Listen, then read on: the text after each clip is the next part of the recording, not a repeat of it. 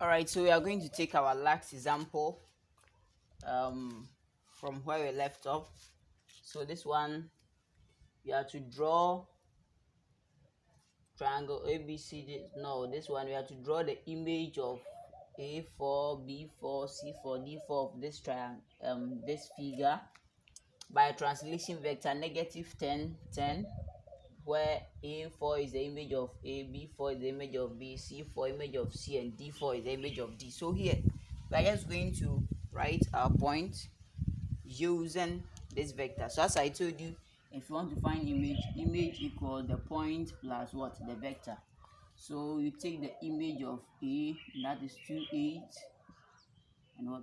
Where is the point? The point here is what? For image of A, I'm saying the point is 2 and 8 plus the vector negative 10 and what? Negative 10. So here you can see that the image 10 plus negative what? 10. So it's like 10 2 plus negative, it's like 2 minus 10, and this is going to give us what?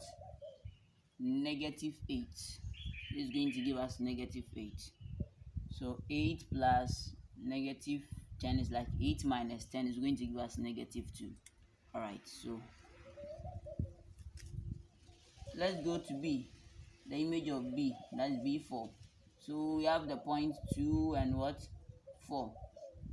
2 and 4. If you add it to negative 10, negative 10, so it's indirectly 2 minus 10, which is going to be negative 8. 2 minus 10, negative 8, and 4 minus 10 is negative 6. All right, now let's take the C.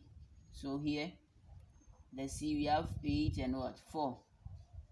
We're adding it to negative 10, negative 10. So here 8 minus, we have negative 2. 8 minus 10 is negative 2. 4 minus 10 is negative 6, right? So these are the points that we are going to plot using the translation vector. So we are just adding the points to their vector. So the top is x and here's y. So for there. So let me just write the points here. So our A4 here is what? The image, we had negative 8, negative 2. Our B4, we had what? Negative 8 and what? Negative 6. Our C4, we had what? Negative 2, negative 6. And let's try our D. So our D, if we have 8 and 8, if we add it to negative 10, negative 10, you can see this will give us negative 2 and negative 2. 8 minus 10 is what? Negative 2. So our D4 is going to be negative 2 and negative 2, right? Now we are going to plot. You can see all the values are negative.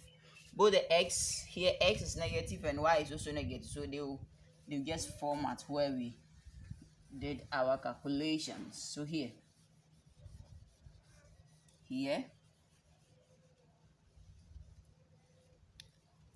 so here first one, our a is negative 8 here, and our y is negative 2. So somewhere here, go to the B, a is negative, x is negative 8 and y is negative 6. So negative 8, see our negative 6 will be somewhere here.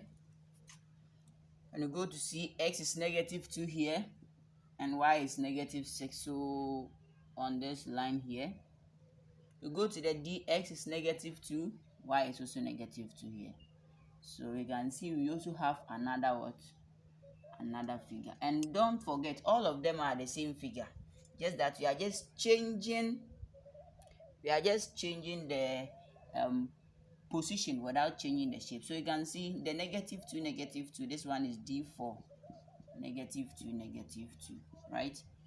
The one that we have negative 2, negative 6 is what? C4, negative 2, negative 6.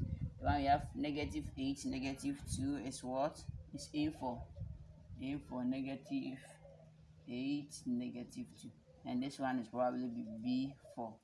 And B4 is what? Negative 8, negative 6. Alright, so thank you for watching. This is all about rigid motion. We are able to translate this original point reflected in the y-axis. Look at where the position was.